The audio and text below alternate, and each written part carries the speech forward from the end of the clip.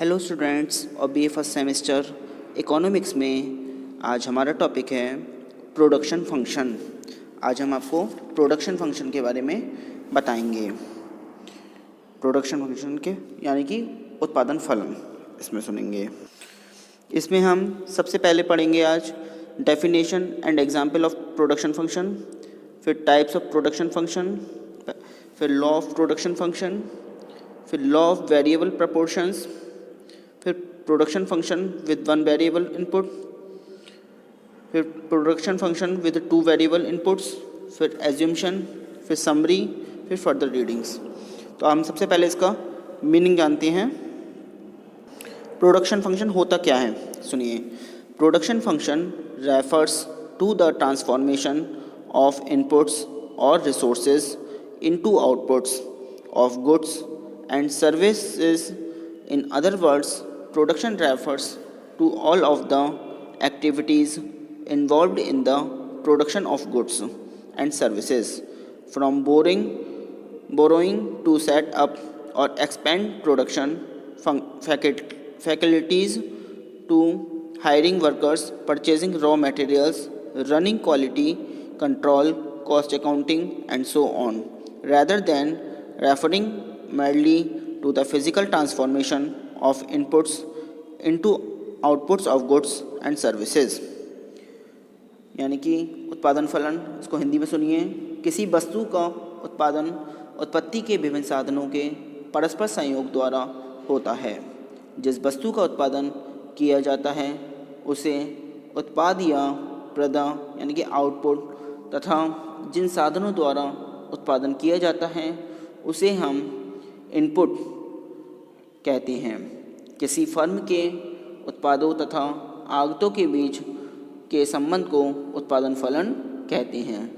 उत्पादन फलन यह बताता है कि एक दिए हुए तकनीकी ज्ञान और प्रबंध योग्यता की सहायता से उत्पादक पड़तों यानी कि इनपुट्स के विभिन्न संयोजन से उत्पादन की अधिकतम मात्रा किस प्रकार प्राप्त कर सकता है। संक्षेप में उत्पादन फलन उत्पादन संभावनाओं की सूची है। आगे सुनिए। अब हम इसके कुछ डेफिनेशंस जानेंगे। डेफिनेशंस ऑफ प्रोडक्शन फंक्शन यानी कि उत्पादन फलन की परिभाषाएं।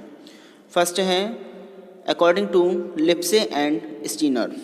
इसमें सुनिए, the technical relation between inputs and outputs is referred to in economics as the production function. Lipsey तथा स्टीनर के अनुसार उत्पत्ति साधनों तथा उत्पत्ति मात्रा के तकनीकी संबंध को अर्थशास्त्र में उत्पादन फलन कहा जाता है। सेकंड है according to Leftwich, the term production function is applied to the physical relation between a firm's input of resources and its output of goods or services per unit of time। यानी कि लेफ्टविच के अनुसार उत्पादन फलन शब्द किसी firm के किसी समय इकाई में वस्तुओं और सेवाओं के उत्पादन साधनों तथा उत्पादन के भौतिक संबंध को बताने के लिए प्रयुक्त होता है। ये थी इसकी परिभाषाएं। आगे सुनिए। अब इसमें आते हैं टाइप्स ऑफ प्रोडक्शन फंक्शन यानी कि उत्पादन फलन के प्रकार। इसके सुन लीजिए, ये टाइप्स दे रखे हैं। पहला है शॉर्ट रन यानी कि अल्पकालीन उत्पादन फलन। Inputs kept constant, one input लेवर इज वेरिड। तो आज हम पहले शॉर्ट रन के बारे में पढ़ेंगे। पहला शॉर्ट रन है, फिर दूसरा लॉन्ग रन, फिर तीसरा लॉ ऑफ वेरिएबल, फिर law of returns to scale. इसको हिंदी में बता देता हूँ। फर्स्ट यानी कि अल्पकालीन उत्पादन फलन, फिर दीर्घकालीन उत्पादन फलन, फिर लॉ ऑफ वेरिएबल प्रपोर्शन का मतलब परिवर्तनशील अनुपातों का नियम, और फिर law of returns to scale यानी कि उत्पादन के पैमाने के प्रतिफल का नियम।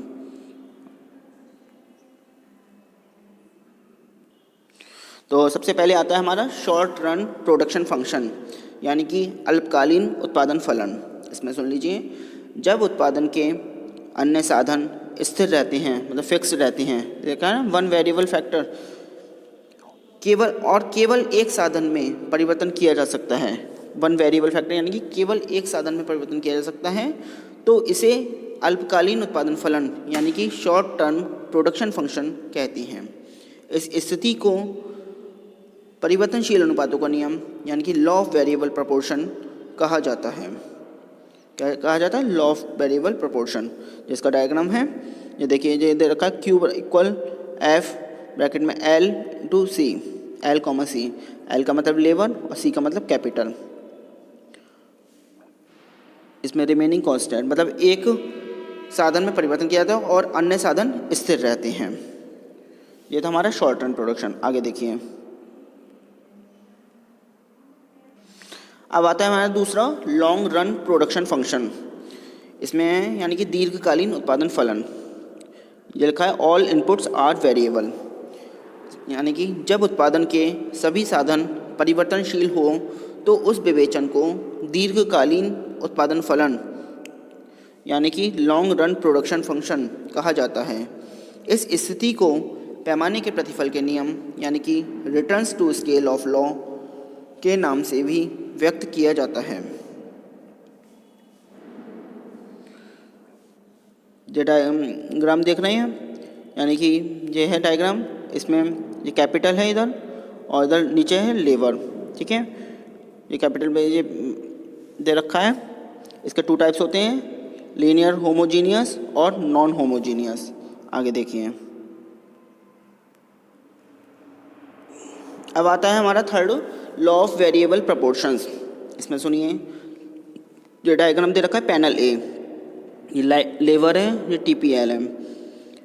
TP rises at an increasing rate till the employment of the fifth worker, मतलब TP जो बढ़ता है rate till the employment of the rate worker, रोजगार के वर्कर पर। Beyond the sixth worker until 10th worker TP increase but rate of increase begins to fall. TP turns negative from 11th workers onwards. This shows law of diminishing marginal returns.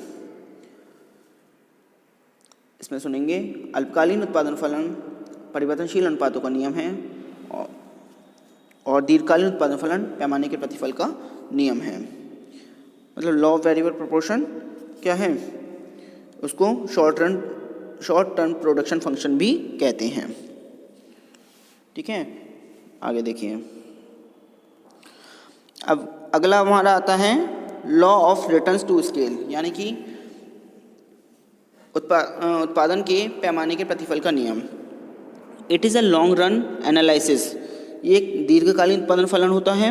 And all factors are variable, और इसमें सारे जो साधन होते हैं वो परिवर्तनशील होते हैं। It seeks to analyse the effect of scale on the level of output. इस स्थिति को पैमाने के प्रतिफल के नियम के नाम से भी या दीर्घकालीन उत्पादन फलन के नाम से जाना जाता है, लॉन्ग टर्म प्रोडक्शन फंक्शन के नाम से भी। इसमें 3 काइंड्स होते हैं, 3 kinds of return to scale, मतलब 3 प्रकार होते हैं इसके। पहला होता है इंक्रीजिंग रिटर्न्स टू स्केल, मतलब पैमाने उत्पत्ति वृद्धि नियम, पैमाने का बढ़ता नियम। फिर कांस्टेंट रिटर्न्स टू स्केल यानी कि उत्पत्ति समता नियम। फिर decreasing returns of to scale यानी कि उत्पत्ति ह्रास नियम।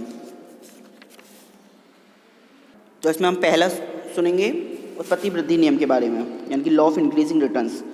उत्पत्ति वृद्धि नियम हमें इस बात का ज्ञान कराता है कि अल्पकाल में किसी समय विशेष पर जब उत्पत्ति के कुछ साधनों को स्थिर रखकर शेष साधनों को बढ़ाया जाता है तो इससे कुल उत्पत्ति में वृद्धि साधनों में की गई वृद्धि से अधिक अनुपात में होती है। जैसे यदि किसी उद्योग में साधनों की मात्रा में 5% की वृद्धि की जाए परंतु कुल उत्पादन में 5% से अधिक वृद्धि होती है तो उसमें उत्पादन वृद्धि नियम लागू होता है, मतलब लॉ ऑफ इंक्रीजिंग रिटर्न्स लागू होता है। इसे लागत ह्रास का नियम भी कहते हैं, मतलब लॉ ऑफ कॉस्ट डेप्रिसिएशन, क्योंकि यह बताता है कि यदि उद्योग का विस्तार किया जाए तो सीमांत उत्पादन लागत कम होती जाएगी। इस नियम की व्याख्या यानी कि एक्सप्लेनेशन ऑफ लॉ सुनिए। उत्पत्ति वृद्धि नियम यह बताता है कि उत्पत्ति के साधनों की मात्रा में वृद्धि करने पर संगठन में सुधार हो सकता है और साधनों की कार्यक्षमता बढ़ जाती है। एक्सटर्नल और इंटरनल जो बचते हैं वो प्राप्त होती हैं, इसके कारण सीमांत और औसत उत्पादन बढ़ जाता है।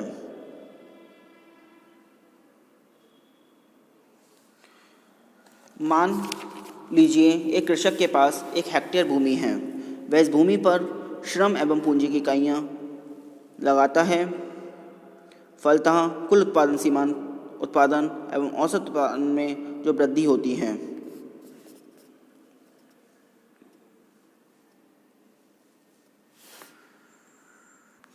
अब इसमें दूसरा आता है कांस्टेंट रिटर्न टू स्केल यानी कि उत्पत्ति समता नियम। इसमें सुन लीजिए, अल्पकाल में परिवर्तनशील साधन की मात्रा को जब उत्तरोत्तर बढ़ाया जाता है तब उत्पत्ति वृद्धि की अवस्था के बाद उत्पत्ति समता की अवस्था प्राप्त होती है। तब उत्पादन की मात्रा उसी अनुपात में बढ़ती है जिस अनुपात में साधन बढ़ाए जाते हैं। तब उस समय उत्पत्ति समता नियम लागू माना जाता है।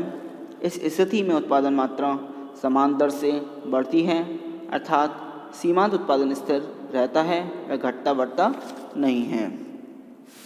तीसरा आता है डिक्रीजिंग रिटर्न्स टू स्केल, मतलब उत्पत्ति ह्रास नियम। परिवर्तनशील अनुपातों का नियम उत्पत्ति ह्रास नियम की व्याख्या आधुनिक अर्थशास्त्रियों द्वारा अधिक विस्तार रूप से में की गई है। यह नियम केवल कृषि क्षेत्र में लागू न होकर उत्पादन के सभी क्षेत्रों में लागू होता है। आधुनिक अर्थशास्त्री उत्पत्ति ह्रास नियम को परिवर्तनशील अनुपातों का नियम कहते हैं। आज के लिए इतना ही। Thank you very much.